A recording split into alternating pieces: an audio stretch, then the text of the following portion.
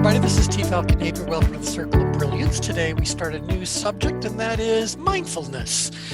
Is mindfulness meditation? Is meditation mindfulness? Is there a difference? What's the difference? And we want to figure out, of course, along the way, where does it reside on the ChangeGrid and what variations are there. So before we started the recording, Brian was sharing that he has some questions of his own about mindfulness. So Brian, do you want to kind of restate what you were just sharing? Yeah, I was wondering if I don't want to call it resistance to mean like is people are just trying to throw it out, but like the resistance to the terminology itself, is it because it's so overused and how it's utilized and popular opinions? Because it's kind of like when people say self-help, or when I hear that term, I'm turned off by it because self-help doesn't turn out to be self-help as it is follow my steps or follow my system, and then you can get the same results that I get. Oh, okay. Mm-hmm. So that kind of turns me off when I hear self-help, and that's $1 billion industry. So I'm wondering, is the resistance to this term mindfulness kind of the same? Because we look at research in terms of health behavior, we look at mindfulness in medicine. Yes. And so I know that has a benefit, but I just wondered if the resistance to it is because how it's played out in popular kind of psychology, I guess you can call it. Sure. Well, in fact, let's go ahead and throw that to Peter and Edie. These are our resident psychologists. When did you guys first notice mindfulness even appear in the subject matter and the profession in psychology? Was it there from the beginning when you guys first studied, or did it suddenly show up? So go ahead. In the last 20 years, Peter, would you say? I think for me, I became aware of it. I spoke for a National Wellness Institute and met a lot of psychologists that were, reporting that their clients or patients were doing much better on mindfulness, meditation, and yoga than they were on antidepressants. And that's when it got on my radar screen. But this was about maybe 15 years ago. All right, interesting. And wasn't it an offshoot in a way? I mean, remember Maharishi and when meditation out of Iowa first came about many decades ago, it's that included mindfulness, and I felt like mindfulness was almost a rebranding of what meditation was years prior. Yeah, like that. I forget if this was Ram Dass, Be Here Now. I think that was his book. And so he started that after he decided, well, let me try something outside of LSD. And then he started studying meditation, and then that Be Here Now came up. That was the 60s already. Right. And also John Kabat-Zinn popularized it, with his and book. so one thing I'd like to throw into the mix is that nobody invented mindfulness. I mean, obviously it's a human behavior that was happening organically, and someone decided at some point that it had some or it lent itself to some formalization. And I always wonder if someone thought like, oh, hey, maybe we could build a brand around this and do something to make our approach unique and distinctive. And so it's not like anyone created something that wasn't already there. So what did you call mindfulness before you called it mindfulness? You guys that have been in the world of psychology for a good long while, what did they call it before they called it mindfulness? Well, I know my mom's saying, Peter, be careful. So I guess that's as a kid. There you go. There you go. Pay attention. So, so I think it's interesting, and I wanted to talk about mindfulness just to see where it fits, because the big question is, where on the ChangeGrid are you most naturally mindful, and or where on the ChangeGrid should you move yourself to in order to enhance your mindfulness? I'm also very curious to see if, and I suspect the answer is yes, but I want you guys to help me to really explore it and flesh it out. But is mindfulness a step along a continuum that includes a lot of different levels, if you will, of practice? And so is somewhat, okay, in preparing for today's call, I saw a whole bunch of things that said mindfulness is a form of meditation, and others that said that meditation is a form of mindfulness. What? So, you know, which one comes first? Where in the progression does this lie? And what other things fall on that progression? And so let me kind of start by showing you just a couple of things that I decided to create slides around. First of all, the mindfulness, and this is just off of dictionary.com. So mindfulness is a noun. I thought that was very interesting all by itself. The quality or state of being conscious or aware of something. Their mindfulness of the wider cinematic tradition as an example. So I think when I've always thought about mindfulness, that's what I've thought about. It's like you are consciously aware of something. And for whatever reasons, we talked about value before. I'm going to be curious to know, where does value fit into mindfulness? But for whatever reason, I'm paying attention to it. No doubt that was Peter's mother's pole point. Yeah, but look at the second one. A mental state achieved by focusing one's awareness on the present moment while calmly acknowledging and accepting one's feelings, thoughts, and bodily sensations. Used as a therapeutic technique. That feels like a lot more work. There's a lot happening there. So yeah, It almost seems like it's forced.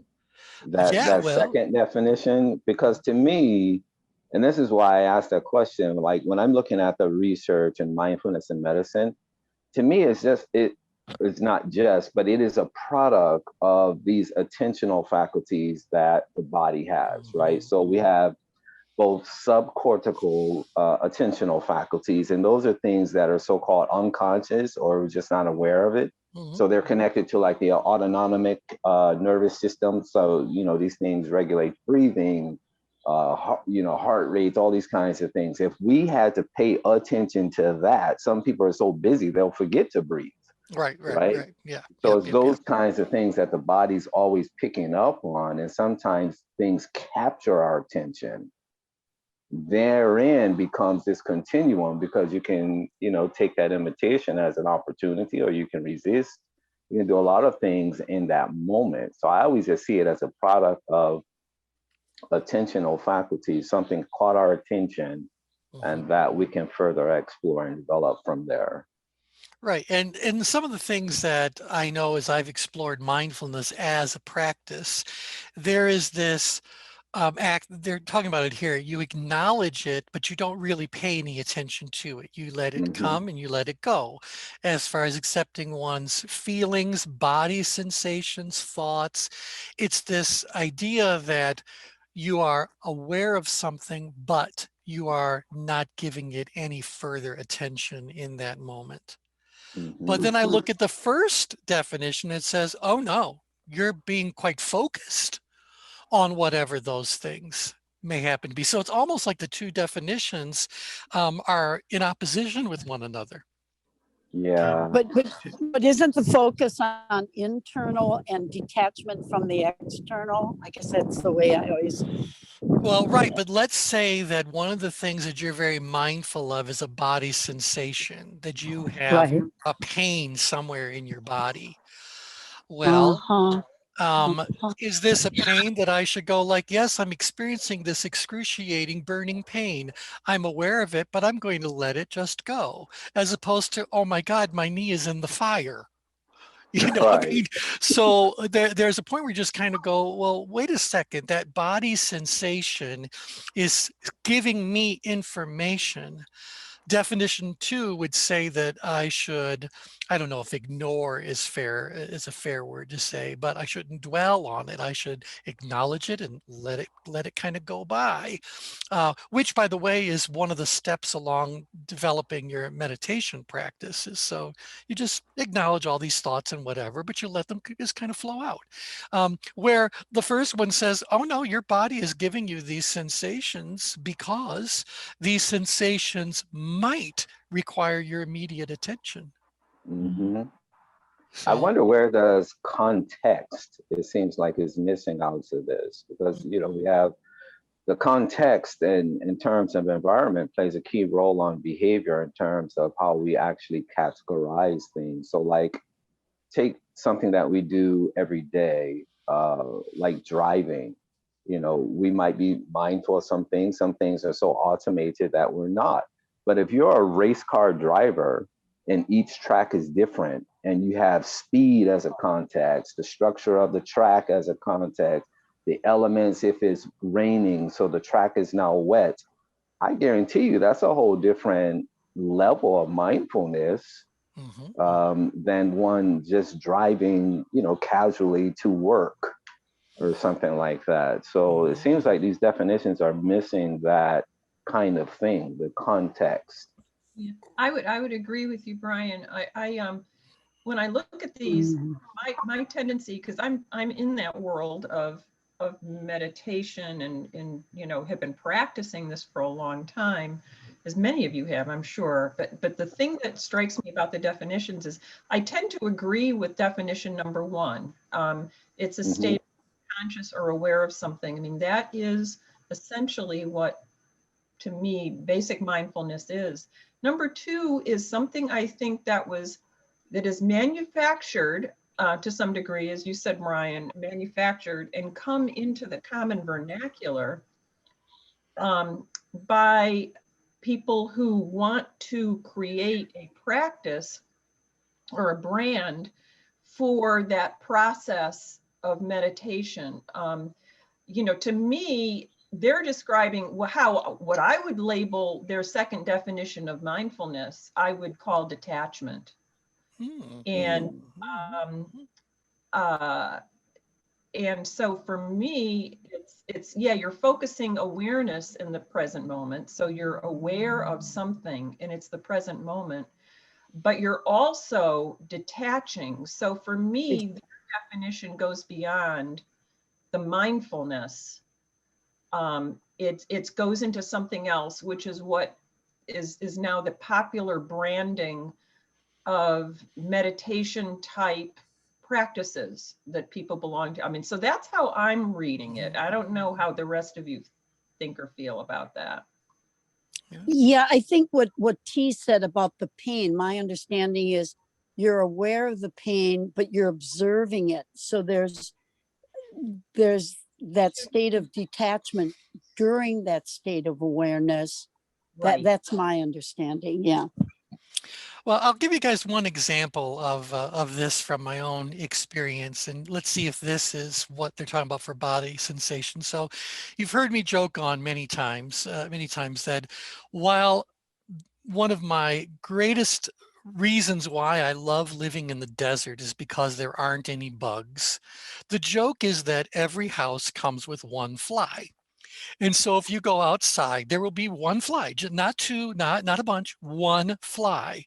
But this fly will be the most persistent creature you have ever encountered. And they're not biting flies, it's just a regular old house fly. And so forever, I would be stressed out by this fly because for whatever reason, they're attracted to me. Perhaps I smell like decaying flesh. I don't know. But whatever reasons, they seem to he always wants to come and visit me. Well, I decided just a few days ago when I was outside to, instead of framing him as this pest, I decide to frame him as a friend who's coming to say hello. And so now when this fly lands on me, and he does every time I'm outside, rather than be annoyed by it, rather than try to kill him, I just kind of look at him and kind of go like, oh, my friend's here for a little visit. And off it goes. So it's like, I went like, wait, what just happened there? Obviously, I changed my frame. But in changing my frame, I redefined what that bodily sensation actually triggered. So That's good. was this mindfulness? I was aware of it. I accepted the sensation for what it was, but I did something else. And it did feel therapeutic because now I don't care about the fly. If he lands on me, I just kind of go like, oh, hi there. And he goes away. So it's not like it's a big deal. Peter, you can feel free to chime in. Yeah, so I think that when you look at things happening to us. And what you said with the fly, it was a judgment, it was negative, it triggered negative feelings and a reaction. You could say, well, what is the function of an addiction? It's an anxiety or stress management system. So we don't want to feel stressed, we feel bad, and so we reflexively, go to whatever it is, drinks, TV, emotional eating, or when the going gets tough, the tough go shopping sometimes. And I think, and so when we're mindful, I think we can acknowledge I'm feeling yucky, stressed, anxious, whatever. And if we sit with it, then it's now we've broken that chain reaction to immediately trying to escape it. And then I think we can become enlarged. And to me, that sounds like I am doing something constructive, deliberate, intentional, as opposed to simply letting the sensation pass by without giving it any further or any deeper sort of exploration, meaning, participation, whatever word you want to attach to it. I would say to you, I mean, I would love to step in here on this. I would say to you, what you've done is move to a higher level of consciousness. Right. Use, I mean, I don't mean to sound highfalutin, No. but what you've done is you've loved. You've loved, you've accepted that fly as a bigger part. You've become one with that fly, and you've said, this is part of my world. I'm loving this fly because this fly is not because of anything, but I love this fly. Therefore, I do not see this fly as the other. I see this fly as something that is part of my world and therefore helping me in some way or part of it. And to me, that is another level of as tiny as it sounds, another level of consciousness that goes beyond the concept of mindfulness. So how do we, therefore, this is fascinating to me, because what I'm trying to think about, or at least apply it to, is again, these health behaviors. So it's like, if you think about it, no one wakes up in the morning and say, oh, wow, today will be a great day to experience pain in my body. Today will be a great day to just have inflammation. But people do that not only, once, they kind of just do it to the point that now you have a chronic condition. So what do we call that when they just, okay, you're literally experiencing this in your body, but you develop this capacity to just ignore it and just accept it as is, and you do that for year on year and year after year? What do we call that? Anyone, any thoughts on that? That's what puzzles me. I'm not sure you asked, Brian, what do you call what? The acceptance of the pain? Yeah, how do you just ignore that? Because it's not, I mean, literally, like when people have these kinds of, think about, I was just looking at like the most expensive chronic conditions that burdens the healthcare system. And we're talking about the obesities, the diabetes.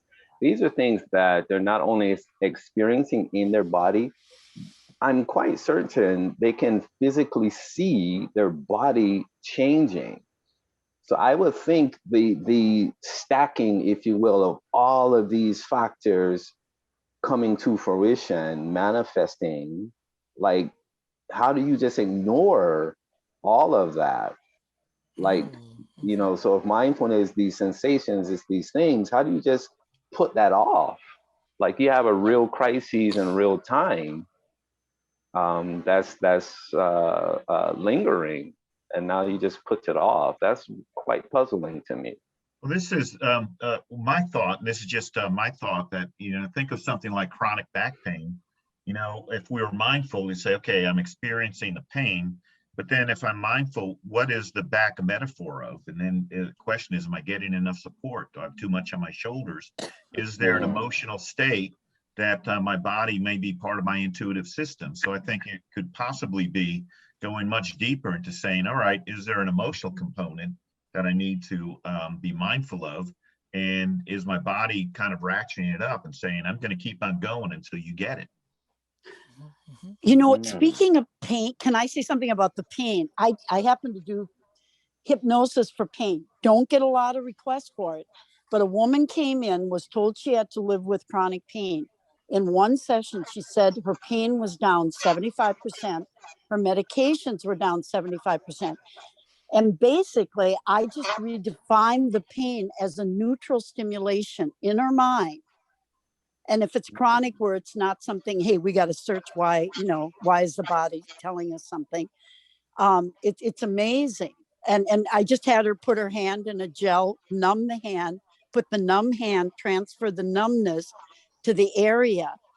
And so it goes back to what you were saying, T, that if we kind of redefine things. Now, when you say, now the fly is your friend, if it's a rabid animal, or snake or a rattlesnake that could kill you, Right. so Different. it's Totally there. different. There still has to be an understanding of where we can be one with nature. Well, right, But and yeah, definitely that's a very good point, because one of the things that I assessed and I shared, I believe, was that it's not a biting fly. It's not like it's injuring me in any kind of a way. He's right, landing on me. At the worst case scenario, he's annoying.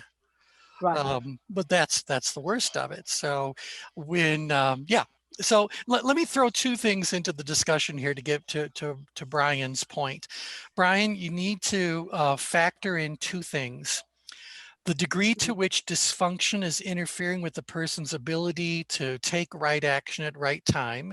That comes from a lot of conditioning. So if we continue to be exposed to a stimulus that initially we would consider to be intolerable, as we get exposed to it more and more and more, we become more and more comfortable with it, even though it may not change in intensity. It might even go up in intensity, but our conditioning enables us to continue to survive, thrive, live in whatever that world happens to be.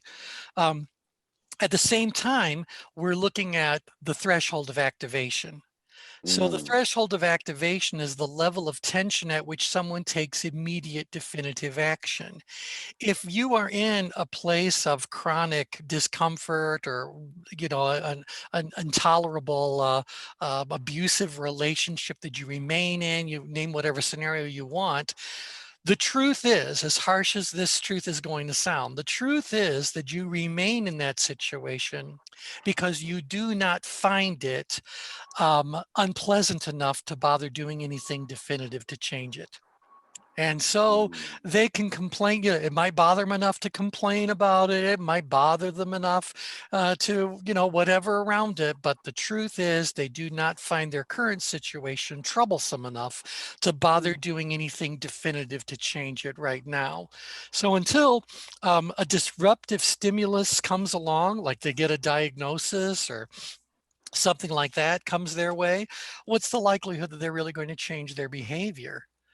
Yeah, And not at all. no, and so I think it has a lot to do with the conditioning that's happening, either conditioning that we're driving ourselves or the conditioning that's happening all around us. And I've given you guys lots of examples of this. How many of you were raised in a more slow-paced, perhaps even rural setting, and decided to go to Manhattan on vacation? Well, this is such a difference in the amount of activity and energy and all that around it that many people could be overwhelmed with it. Where for the millions of New Yorkers, it's really just another day. Yeah, Okay. yeah. Yeah. So it's the exact same stimulus, but the response is very, very different because of our conditioning. Key, and is that what we adapt to and the familiar? I had a guest here from Manhattan. The crime is way out of control in New York City. I think we all know that. Yep. There has never been any crime. I'm on a 3 Mile Island. There has not been, cops haven't been called here. The guy's been on the force 30 years, never been called here. She couldn't stay here when her husband had to fly back. She stayed with a brother in Davidson because she didn't feel safe in a place where there has never been a reason to call a sheriff here. But in New York City, where my friend goes to work every day with mace and knife, everything she can carry, and And so I found that interesting, that we have that blind spot because it's what we know, the noise. It's the conditioning. This is how it is. You know, what are we familiar with? What are we comfortable with?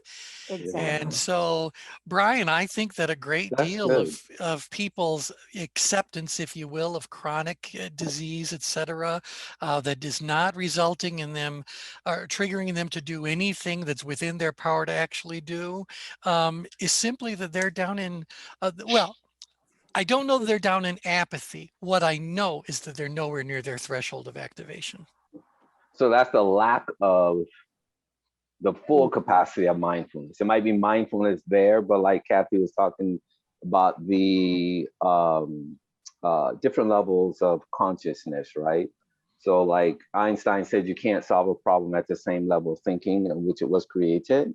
And so you kind of go above that problem, or you're certainly looking at it from a different purview in terms of seeing, like what you did, reframe the situation. You can therefore relate the situation to something differently. So that goes into that practice, if you will, of mindfulness and that continuum of, you know, an awareness continuum. I call them AC controls. So you're kind of going down this continuum of exploration in terms of, you know, the valuing, if you will, the creating a meaning that's relevant and necessary to optimize that particular moment. Hey, let me throw this in based on what you said, Brian. And I mentioned someone might be down in apathy around something. I do not believe that mindfulness occurs when someone is down in apathy. So because you they're guys, too familiar with it, or well, if we even look, even if we look at the engagement rings, what's happening down in this lower quadrant is the person might have some downgrade intention. Someday I'm going to lose weight. Someday I'm going to get back to the gym. Someday I'm going to do what they've told me to do in physical therapy, whatever that is. Someday I will. Oops, sorry, I shouldn't have clicked there. But if they continue there for a while, natural movement on the change grid is what direction? Downgrid. They're going to end up in downgrid awareness, or even hypo awareness, where they aren't even consciously aware of it anymore. And so, if anything, the mind, what do I want to say? The mind, it's not turned off, but there is no real deliberate, intentional kind of thinking that goes on downgrid. There's no puzzle to be solved. There's nothing engaging going on. And so your mind's doing whatever your mind does automatically, but you know, you're not really doing much down here. So I don't think people are actually very mindful there. Do you guys agree that downgrade, we're not likely to find mindfulness? I agree. Yeah. Now, I'm going to throw another concept out here. I'm going to go back to our little definition slide.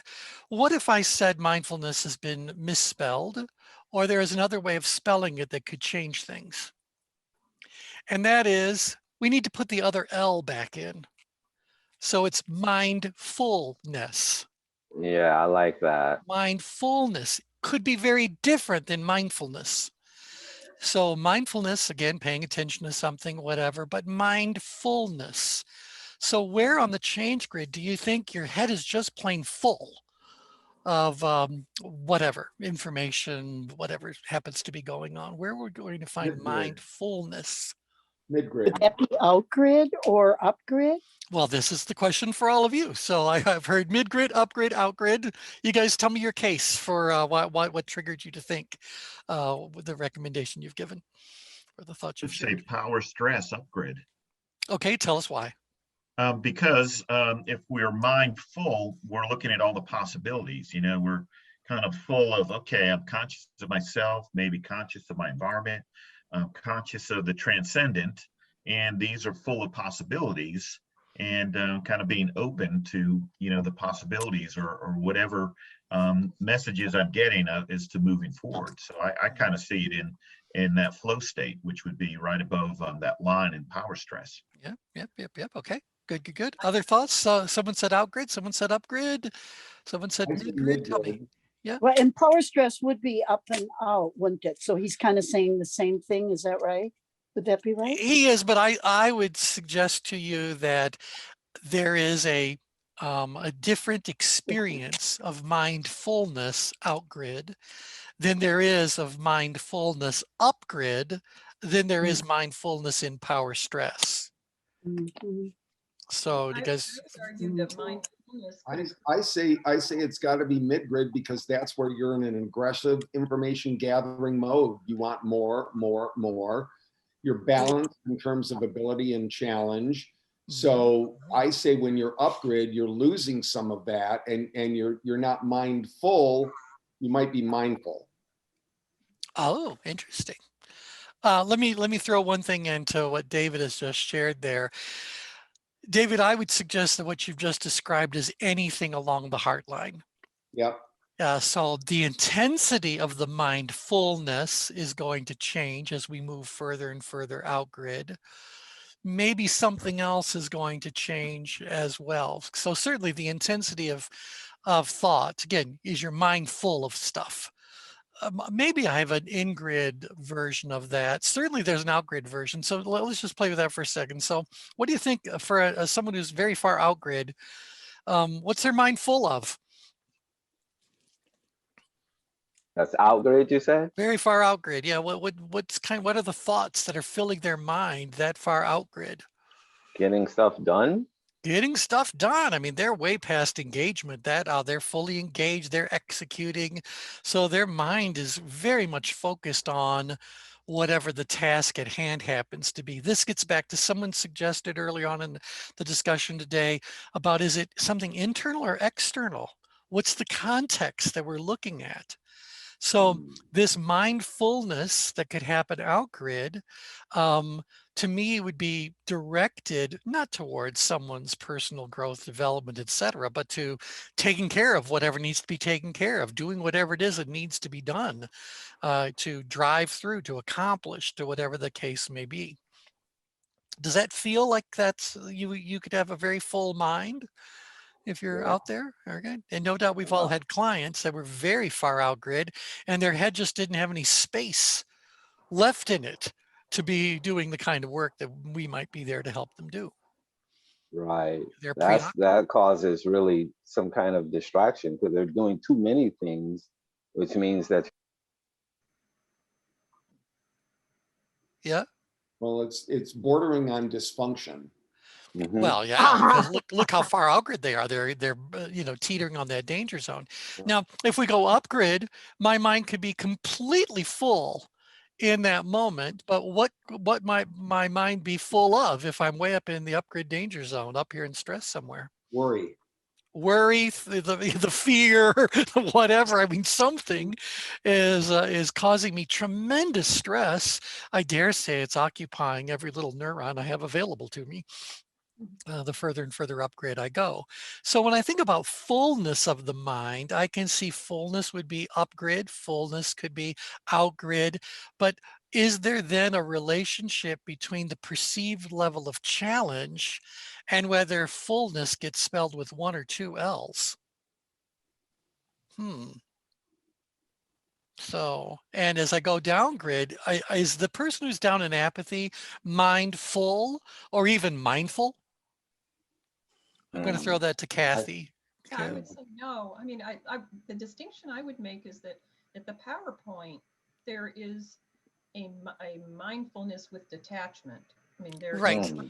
And so awareness with detachment, but then as you go down, no, I think that what happens as you go down grid is you're basically removing the fullness from your mind. You're kind of letting that fullness go because the fullness gets in the way of just being able to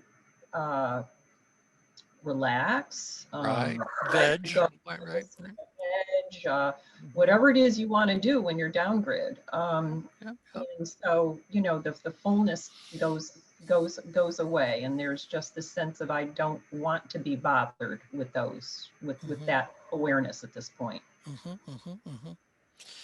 So now that then brings us to the in-grid side of things, and in-grid gets very much neglected in our discussions, but there is stuff that's happening here. So would they be mindful, mindful? Mindful, mindful. What's really happening Not there? mindful. Yeah, tell us Yeah, about that. Yeah, maybe mindful. maybe mindful, not really mindful.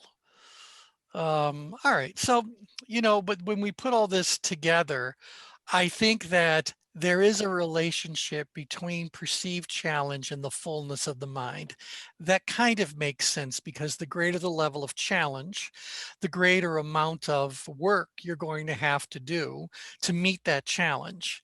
And whether you perceive yourself as having adequate abilities, so you go and you attack it, or you don't perceive yourself as having the ability, so you're quite frightened by it, or you're in between and you decide, what the hell, I got to use what I got to take care of what I need to take care of. Let's get going. You this all feels like something very intentional is happening that's being driven by something outside of you that is important to you for survival reasons or for whatever your objective reasons happen to be, subjective reasons happen to be. When I think about mindfulness, though, I want to go to a word cloud for just a second. It's interesting that if you look up word clouds for mindfulness, okay, click there, do this. You're going to find a whole bunch of word clouds that I don't believe are legitimate word clouds. I think what they really are just someone decided to create a graphic using whatever words they felt like using to describe. Generally, I think you guys all know that a word cloud is a statistical representation or representation of a statistical analysis of the frequency that words have appeared in whatever they're examining. This simply isn't the case because I see a lot of the same word being used multiple times. So you wouldn't have mindfulness in a smaller font here and mindfulness giant in the middle and whatever. And you got like a lot of impulse control in multiple places. So I just kind of think of this as being a bunch of related words that they think are related for whatever reasons. Fair to say that this isn't a legit word cloud? Yes. Yeah. Yes. So when I think about these things, I'm going like, well, then whoever put this together, and again, if you go and you Google images of mindfulness word cloud, you're going to find dozens, if not more, of these sorts of things. So I don't know who put them together or what their goal was. But when I look at them, I kind of go, I'm very curious about that whole mid-grid, oracle of the self, detached. What words here apply there and what don't? So I'm going to I'm going to ask you guys to identify words in this particular cloud that you simply don't connect with mindfulness as being a meditative practice or a centering practice or whatever the case may be. So any of these not resonate with you? Hmm. I would say friendship. Okay, tell us about that. Well, I mean, I think it's a nice concept.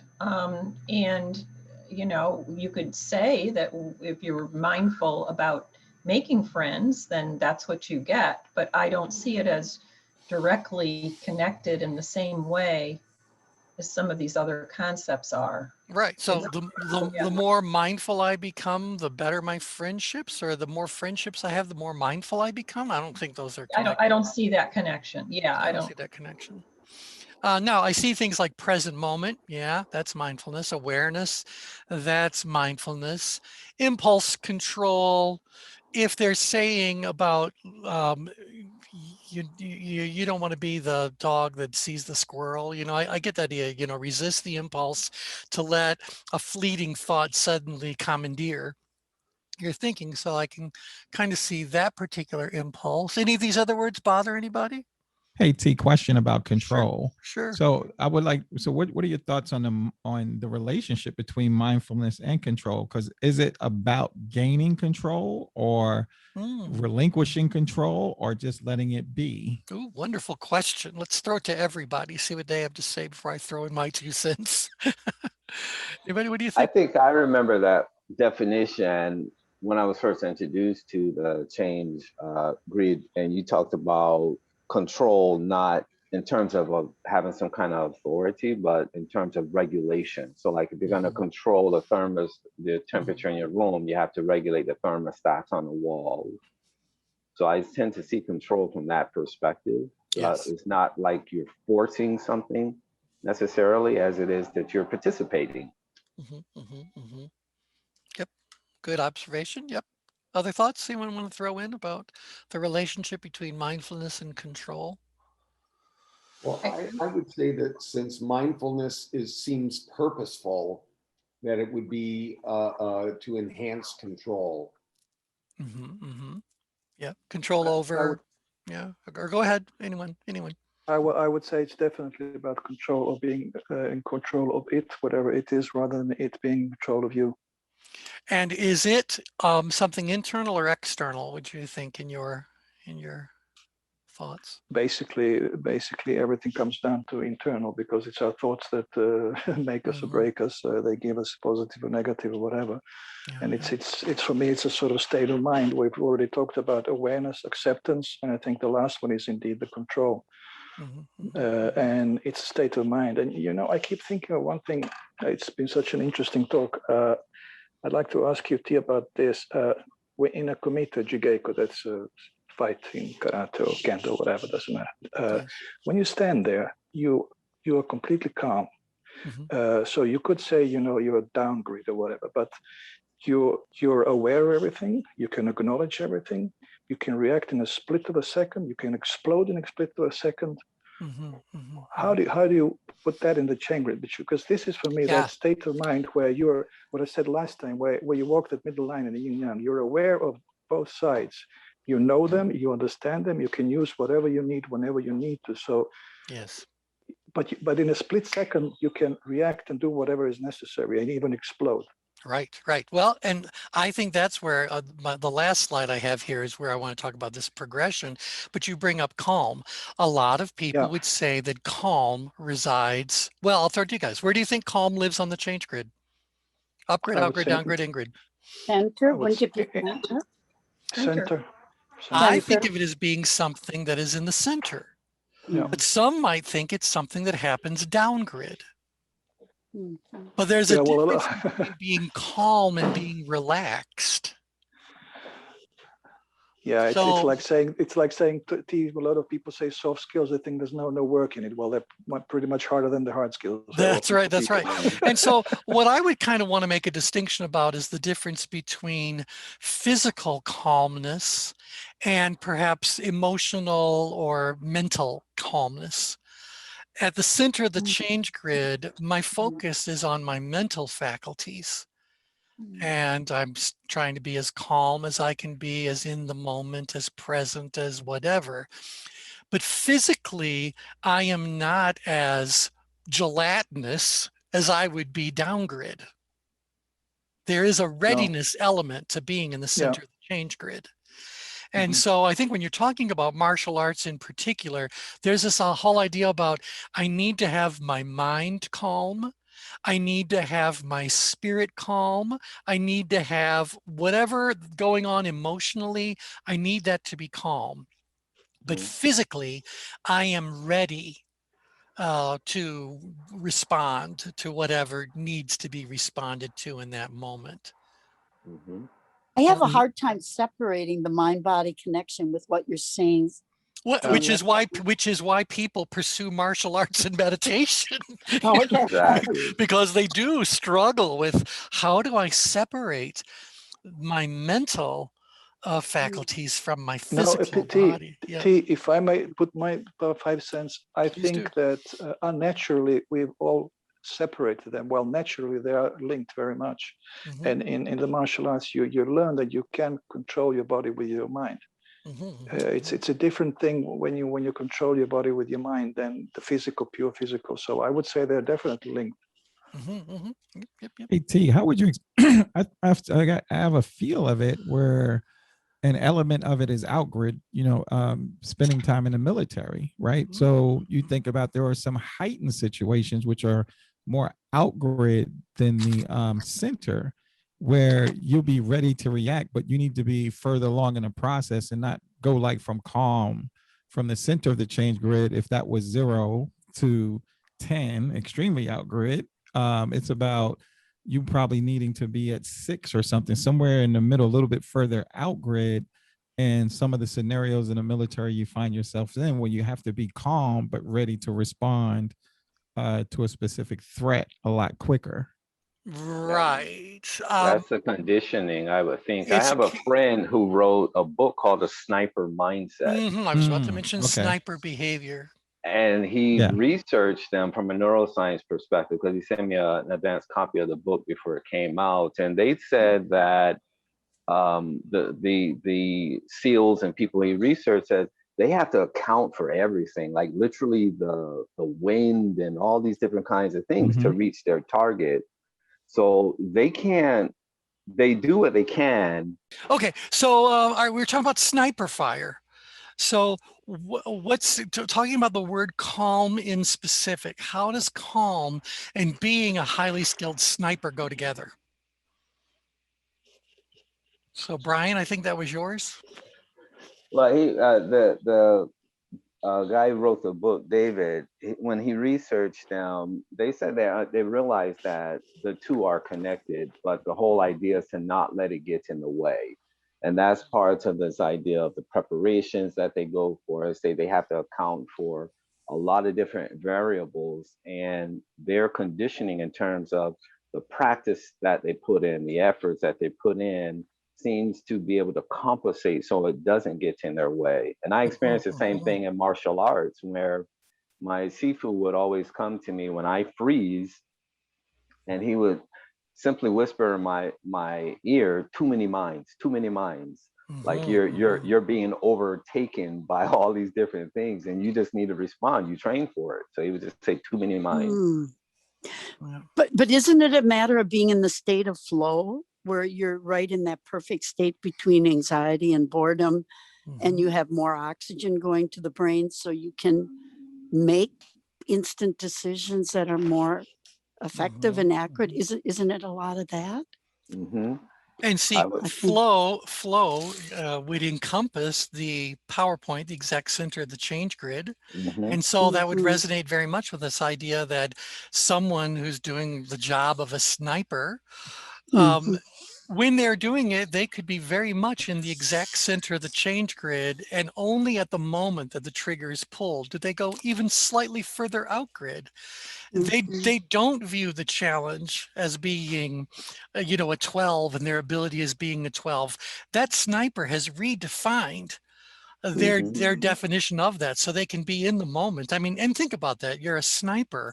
There's a whole emotional aspect of killing anything that you had to have made peace with one way or another to even pull that trigger. But so I would suggest to you that behavior, as outgrid as outsiders might frame it, is probably very much a mid-grid experience for that sniper.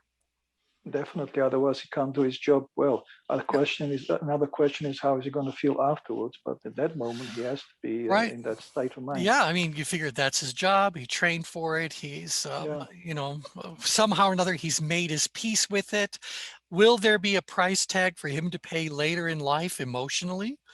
I mean, I would just wonder. But again, that's our frame around taking another person's life being projected onto someone who is a professional sniper.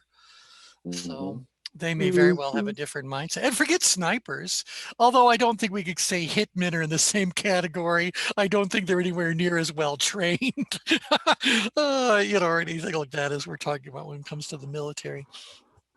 Precision people. And it's not just the snipers. What about drone pilots? Think about what the people are that are actually flying these drones end up doing.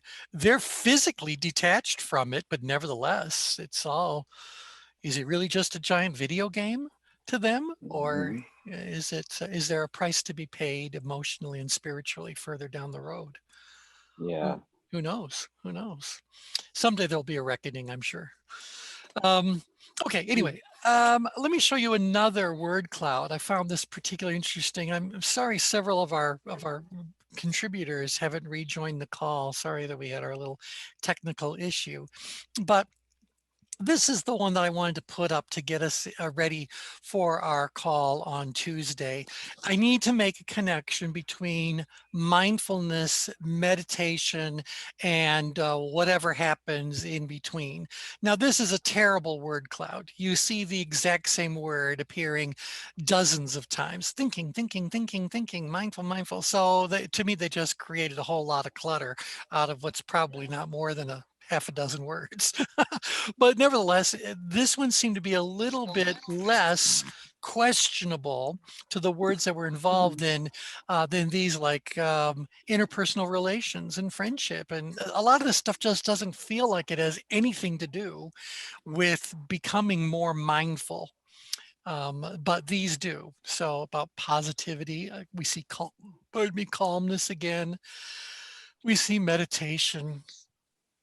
But pretty much, is there more than 4 words here, 5 words here? Peace. And so my question for you guys, and I'm going to show you my little last slide, is I'd like to be able to create some sort of a progression of adjectives. So let's explore this from a professional application perspective. You are working with a client, and for whatever reasons you believe that client would benefit from finding and spending more time in the center of the change grid. Okay, now there's got to be a progression of things that happen at the center of the change grid, and at the beginning end of that continuum is the fact that we end up at the center of the change grid accidentally all the time. Right? As we're moving around on the change grid, you just have to know that once in a while, you're going to go through the middle of the change grid.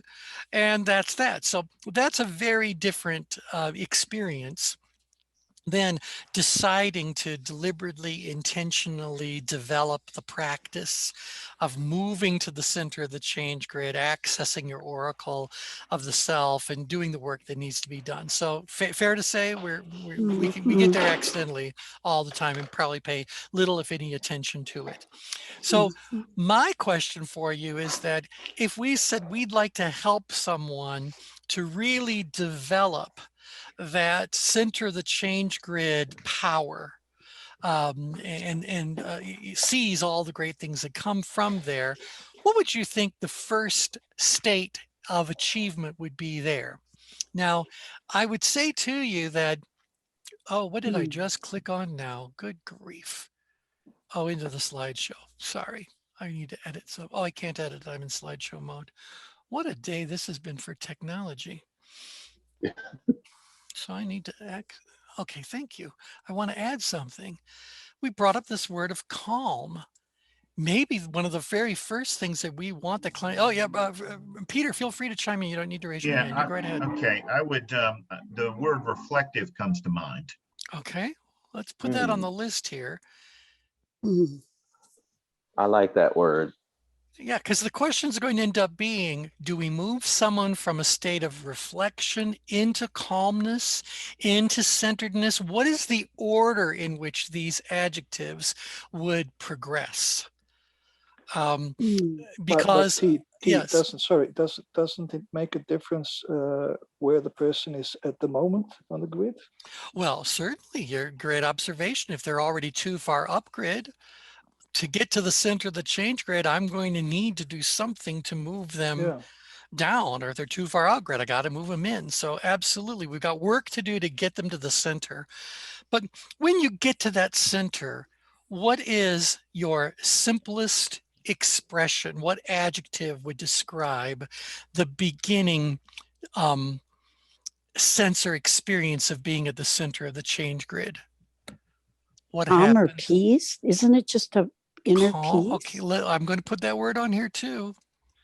T, I thought of you put there's no word for it. It's said, this is sleeping, you know, on the description for apathy.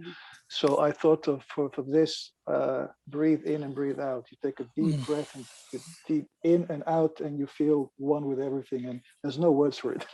Right. Yeah. I also come up with responsive versus reactive. Okay, good. Mhm. And see, I'm going to just show you, I'm going to move a couple of things. I'm going to move meditative to the end here, because here's my thought. You know how we said that if someone is actually practicing meditation, etc., that sooner or later, they want their mind to not actually be empty, but to just be able to experience that nothingness, if that's the form of meditation they're doing, rather than focusing on something. They ultimately want to be in a place of nothing and whatever it can be. That is detachment at a whole different level than the detachment of being fully observant of what's going on. You guys with me? So it's almost like I'm leaving. As I reach the center of the change grade, I can decide.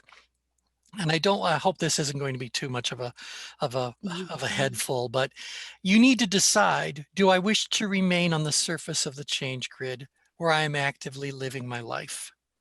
Or do I want to see if I can float above it ever so slightly? So again, I'm detaching myself from it, but I'm still so close. If I uttered a sound, or you'd hear it. Well, what if I go like, no, I want to float higher up. I want to see how much distance can I create away from this life that I have, so I can have something might happen to the scope of my vision. I might be able to see more because I'm further off the surface. I'm more detached, etc. You guys, Is that almost like having an out of body experience? Because I that used becomes to be into all of that. Yeah. out of body. So, And so that's letting go, is it not? I'm going to put that on the list. Because I like what, I think that was Peter that said reflective, because like I've always been a journaler. So like in all the countries that I lived, you know, some were war-torn countries before coming to the United States. And that was my way of taking in the environment and what I'm seeing. So my mom always told me like it was just between me and the pages that I'm writing on. So there were no rules, there were no boundaries. I can explore my thoughts, and I can look back on years and years of journal and see that my consciousness has changed. It's no longer the same me looking at those events. I see things differently. So when I hear people say like, I'm going to Africa and I'm going to change the world and do these things, for me, it starts with changing how you're seeing things. It doesn't start in the destination, right? So I always start from that kind of reflective space, if that makes sense. But that requires that I have to let go of any narrative, of any story that I have about those particular things. Exactly right. Exactly right. And so, can you feel varying degrees of detachment? And that becomes the question. If I go to the extreme, the ultimate detachment is probably this out of body experience. You know, it's, you know, you've just left, you know, you've gone elsewhere. And isn't that what the whole point of sweat lodges and drumming and all those sorts of experiences are? It's kind of like, let your spirit dance, get out of this physical body and see what else is going on. So for what purpose? So as I go, I want to go, is out of body something I'm doing purely for entertainment value? Or is there a benefit? Is there a reason why? So, and do I get there by going through a meditative state? I think the answer is yes. But yeah, so that's what I'm very curious about, this progression of detachment. But if out of body, is it what you're doing, or is it something that's being done to you? Oh no, usually if you look about out of body practice, the goal is for you to actually be able to exit your own physical body, where you can actually see your own physical body. And then you are able to astrally project yourself to anywhere there is. I don't think you can project yourself on the timeline. You can't project yourself to the past or the future, but you should be able to travel anywhere in the present moment. Interesting. Yeah, so that's it. Okay. Now, again, at a certain point, it becomes, you can start kind of going like, well, that would make a very, very nice movie, but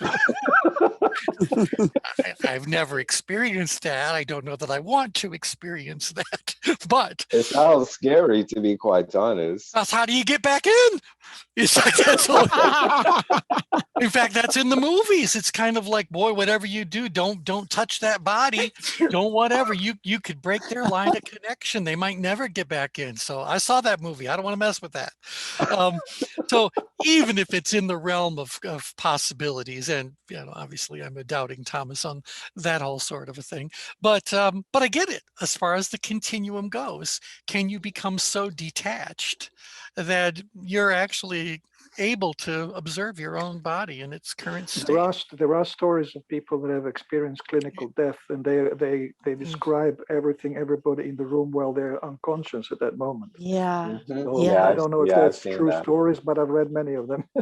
Yeah, I've heard of Yeah. stories in medical school, definitely. Like people have said, like they've seen God, or they've seen their ancestors and those, and they had some vivid details of it. And we were just kind of floored by this. But Yeah, but you know It's what, very Brian? similar to a death anesthesiology. experience. Yeah, It's but kind of like the light at the end of the tunnel, where people are that Sure. detached that it's almost yeah. So, but Brian could explain to us all the neurotransmitters that are happening, because if someone is at the very moment of death, the one thing I know about the human body is that it has no interest in dying. No. And so at that very last moment, survival instincts are going to be triggered to the ultimate degree. In fact, when I worked in a hospital setting, one of the things that I learned very quickly was watching those cardiac monitors. You know how on the TV shows, it always shows, the pulse rates gets lower and lower, and the complex gets flatter and flatter, and sooner or later it just flat lines. That is not what happens. Just before it flat lines, it goes crazy. And we saw, because it gives all the parents, I worked at Children's Hospital, so these were all kids that I saw this happen with, but it gives parents this hope that, oh my God, their heart's go. It's like, no, that's just all their remaining energy, doing whatever it can possibly do, but flatlining. But then T, how do you explain suicide when you say, so the mind may want to die, but the body doesn't? I mean, suicide is certainly on the increase with our younger population. Yeah, but you learn very quickly, you can't kill yourself by trying to put your head in the bathtub. Okay, so you're going to pull your head out. So now, if you turn on the gas and put your head in the oven, well, now you've got a chemical that's involved that's going to alter things. But your body absolutely, positively does not want to die. And even the person who pulls the trigger, or whatever, I'm going to tell you, at that very last moment, their mind was in a great battle. And, that's exactly what happens in those near-death experiences. Body's fighting for homeostasis, and so this ketamine, is secreted, and what that does is creates this sensory capacity is blocked, right? So it's disassociated. They use this a lot in anesthetics injection. So they call that a disassociated mental state. So literally your sensory capacity is blocked, but everything else, the physicalities can still be going on. All right. I'll throw that one on the list too. But so when we get together next Tuesday, I'd like to continue this discussion, and it's all going to sooner or later get back to the belief. And you can tell me if you guys agree with my belief, disagree with it, whatever you want, is that the center of the change grid is not a single finite end sort of an experience, but it is in fact the beginning of a whole chain of other experiences that occur nowhere else on the change grid. So it's almost like a launching pad of progressive detachment. what's really going on. So that's what I want to explore. I just want to explore that and go like, part of it is therapeutic. Part of it is really good from a spiritual sort of development or exploratory sort of a perspective. Part of it might actually end up reaching questionably damaging levels of detachment. Because don't you sometimes wonder, if someone wants to spend all day, every day, achieving an extreme level of detachment, how many of you kind of feel like, oh, they need to have a talk with somebody? Yeah. You know, because you are in this life, so you know, be in this life and see whatever goes. Okay, all right. So with that, thank you all very much for joining in. Sorry again about our little technical problem. We will pick up where we left off on Tuesday. So bye, everybody. Thank you. Bye, everybody. Bye all. Bye. Bye. Bye. Bye.